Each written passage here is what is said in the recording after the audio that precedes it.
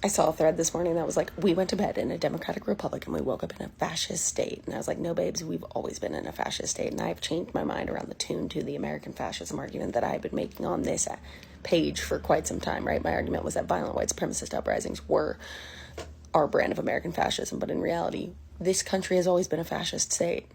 And the reason why you're hearing more people talk about it right now is because white people are finally being affected by it.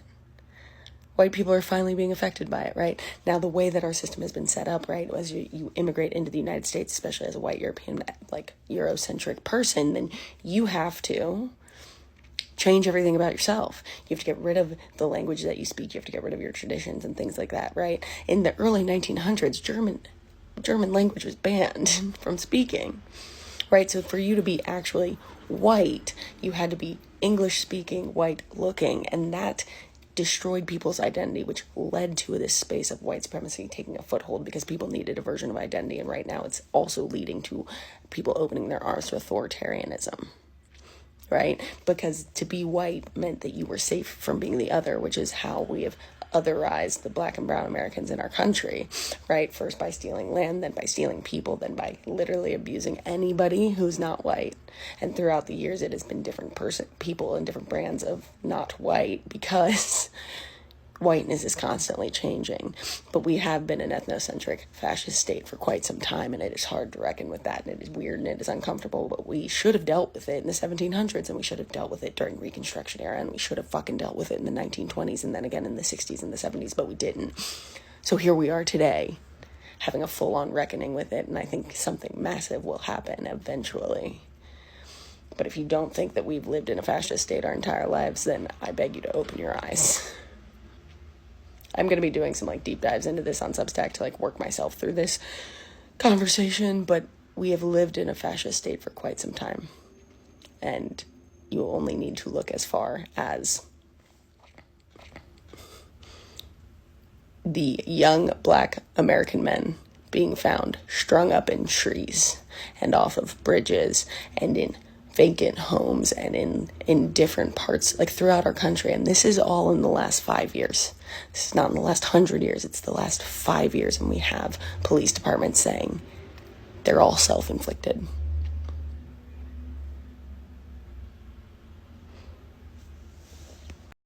Let's take a minute and let that cook in. Now come here. A little closer, please. Look at the locations where they found the bodies of Trevant and then the twins, Kazir and Nazir. 12.2 miles, 27 minutes apart. Basically, right around the corner. Do you think this is a coincidence? Or do you think they are ramping it up? Being afraid of fascism taking hold in America is like a woman in her third trimester being afraid of getting pregnant. America has never not struggled with fascist tendencies. I think that people have a really hard time grasping the concept that fascism is baked into the American way of life. Nazis took notes from us, guys. South African apartheidists watched what we were doing and said, damn, they really got that shit on lock. Maybe we should try that here. The American story is inspiring, and I am not a patriotic Patty. Please don't get it twisted. But I gotta say, the American story is inspiring because it is a story of continuously overcoming the human tendency toward fascism with the paradoxical human tendency toward democracy and community over and over and over again. Our history, and I can't even really say history because this is an ongoing story, our history is one of overcoming our own fascist tendencies.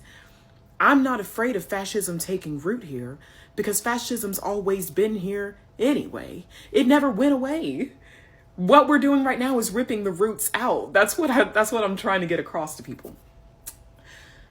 And I think that the main people who need to understand this is white people.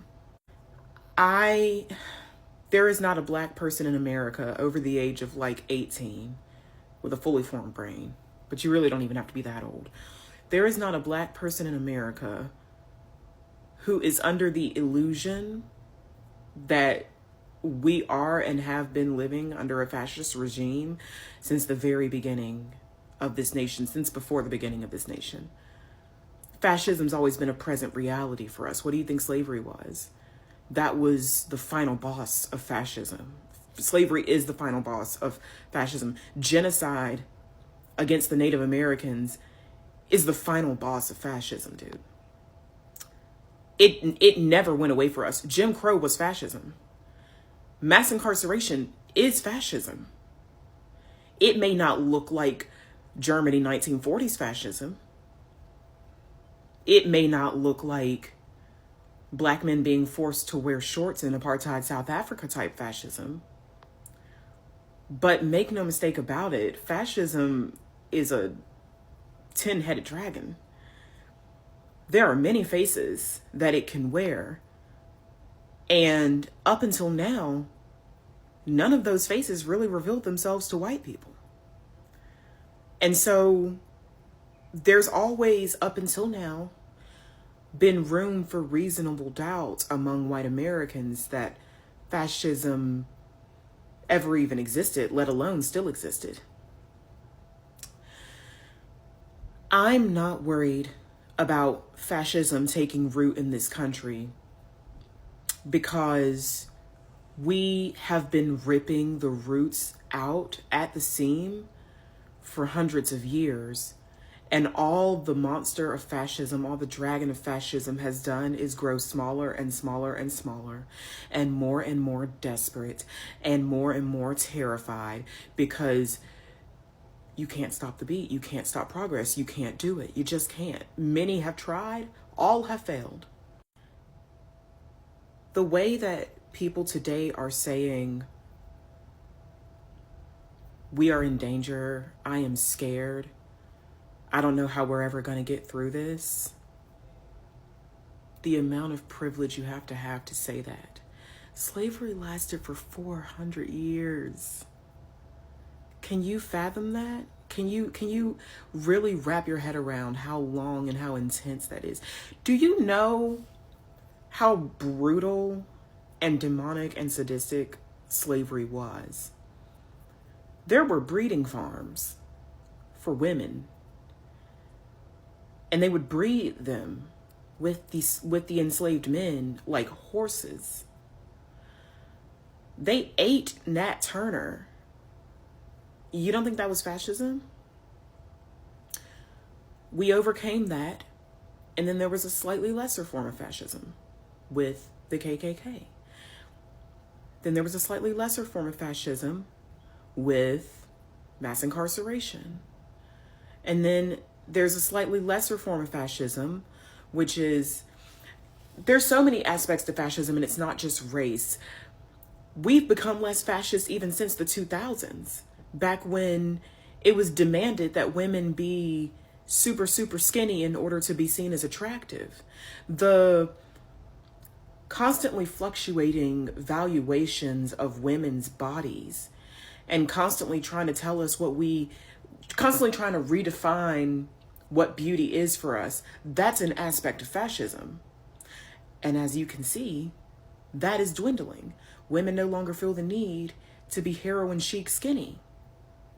And that just changed, because I'm only 30 and I grew up with that ideal.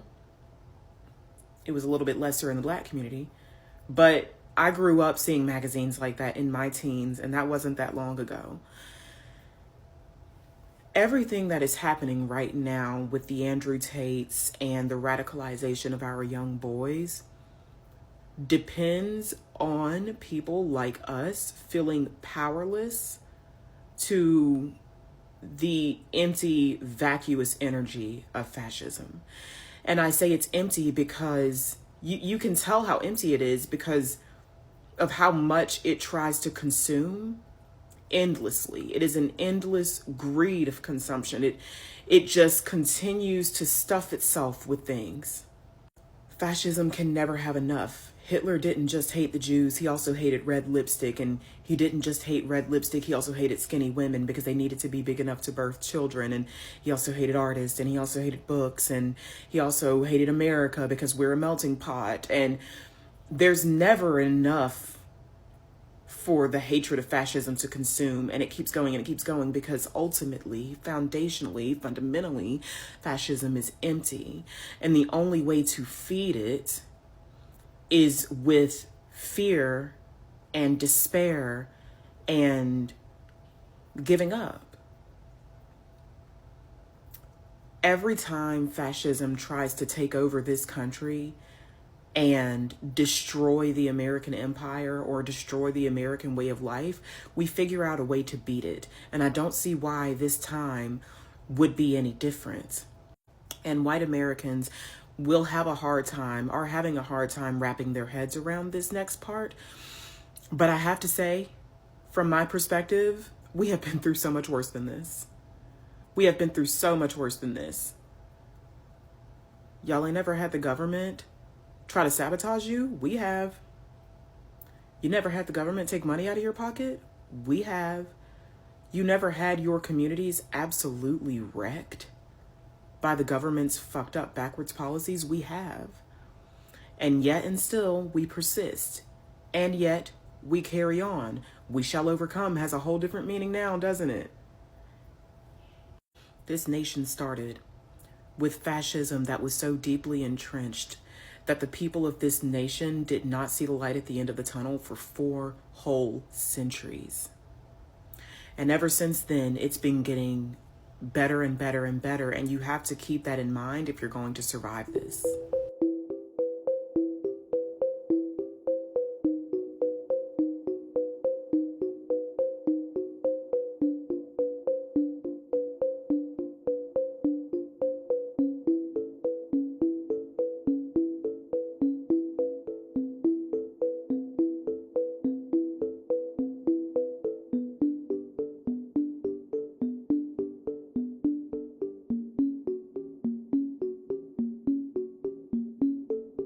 Can you give us a question? I'm not going to give you a question. Can you state categorically? You are fake news. Sir, go ahead. And I want you all to know that we are fighting the fake news. It's fake, phony, fake. John Roberts, go ahead, John. No. John Roberts, go ahead. CNN's fake news. I don't take questions from CNN. CNN is fake news. I don't take questions from CNN. John Roberts of Fox. Let's go to a real network. John, let's go. Thank you, Mr. President. We record when we deal with reporters. It's called fake news, and we solve a lot of problems.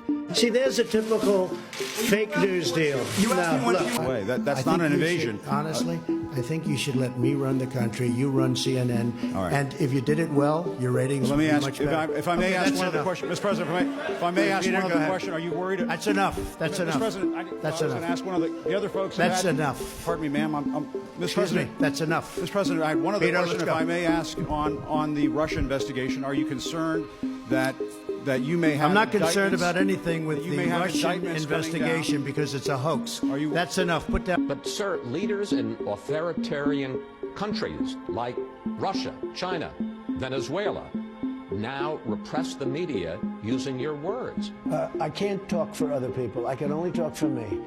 I will tell you. But you're seen around the world as a beacon for repression, not for... I'm not talking about you, but you sometimes maybe, but I'm not talking about you. The news about me is largely phony. It's false. Even sometimes they'll say, sources say. There is no source in many cases. In many cases there is. I understand you don't like your coverage. No. Can I just bring the bigger... 94% Can I bring the bigger issue up? Yeah. Bill McRaven, retired admiral, Navy SEAL, 37 years, former head of U.S. Special Operations. Hillary Clinton fan. Special Operations. Excuse me, Hillary Clinton fan. Who led the operations, commanded the operations that took down Saddam Hussein and that killed Osama bin Laden, says that your sentiment is the greatest threat to democracy in his lifetime. He's a Hillary Clinton backer. and an Obama backer. I'm totally in favor of the media. I'm totally in favor of free press. We've got to be fair press. When it's fake... But the president get to decide what's fair and what's not. I can tell what's fair and not, and so can my people, and so can a lot of other people. I understand that, but... When you do something very good, and they write it badly, and this is consistently, when you... As an example, rarely do they talk about... Barack Obama whined about Fox News all the time, but he never said we were the enemy of the people. Well, no, he didn't talk about the news. He didn't talk about anything. I'm only saying it very differently than anyone's ever said it before. I'm saying fake news, false reporting, dishonest reporting, of which there is a lot, and I know it. See, I know it because I'm a subject of it. A lot of people don't know it, but when I explain it to them, they understand it. And say this, look, nobody believes in the First Amendment more than I do. Last year, you tweeted this, and I want to quote it accurately. The fake news media is not my enemy, it is the enemy of the American people. It's true, 100%. There have been people who've been critical of other presidents. No president has liked his press coverage. John Kennedy, in your Oval Office, canceled the subscription to the New York Herald Tribune. Nobody called it the enemy of the American people. Chris, I'm calling the fake news is the enemy. It's fake. It's phony. But a lot of times, sir, it's just news you don't like. No, it's not. No.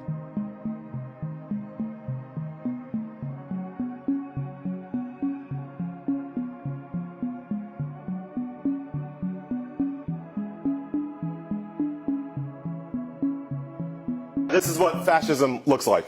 I don't know what y'all expected it to look like. I don't know if you thought that one day would be a headline in the New York Times, fascism here today. This is what it looks like. And when you say detained, I'm actually going to push back a little bit. That is a nice way of putting it. These people are being abducted and, yes, disappeared from our streets under executive fascism authority, right? And so when you say the Democrats, all of whom voted to confirm that little Marco Rubio, they're demanding questions. Maybe they should have asked him some questions before they voted to confirm him, would be my question for the Democrats. In terms of the legal structure here, I think it is important for people to understand that there is none.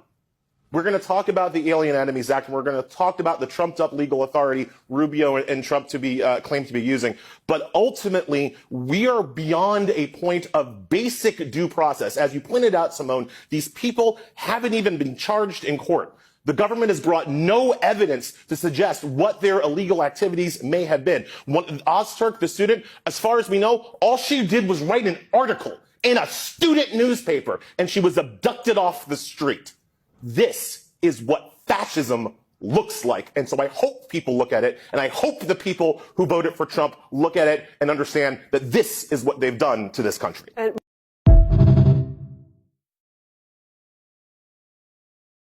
I know this was a hard watch, but it's also a much watch. Things are changing. You don't have to be woke to have your eyes open. Feel free to repost and share this video if you think it will help someone. We appreciate your time, and thank you for watching. Please let us know what you think about fascism in America. Do you agree it has always been here? Leave a comment, a like, and subscribe for more daily topics and news.